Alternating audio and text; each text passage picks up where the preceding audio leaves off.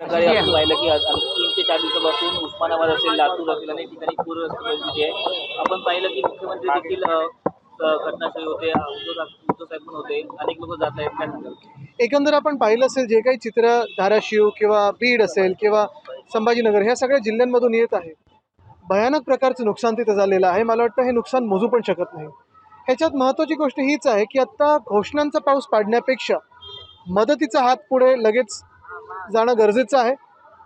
त्यांच्यावर ओरडण्यापेक्षा किंवा त्यांच्यावर दमदाटी करण्यापेक्षा जे काही त्यांना अपेक्षित आहे ते ऐकून घेणं आणि सरकारने जास्तीत जास्त मदत ही वितरित करणं गरजेचे. नुसतं घोषणा करून तर चालणार नाही.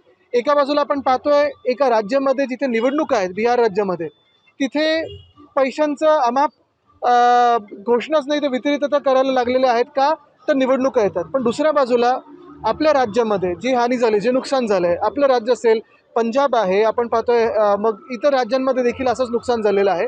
PM केअर फंडातून देखील मदत यावी ही आमची अपेक्षा आहे. शिंदे म्हणताय की विरोधकी आहेत ते टीका करण्यापेक्षा लोकांची मदत करावी आणि दौरा करावा.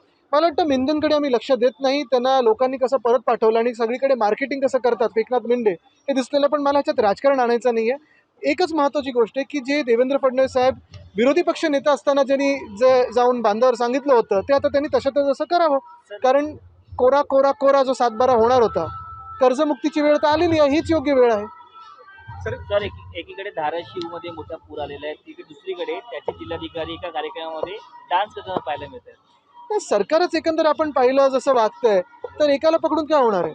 ठीक आहे, त्याला नक्कीच त्याच्यावर कारवाई झाली पाहिजे, हे सगळं आहेच.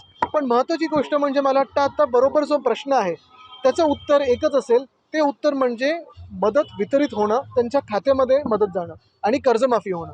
सर, जिस तरह से विदर्भ महाराष्ट्र के विदर्भ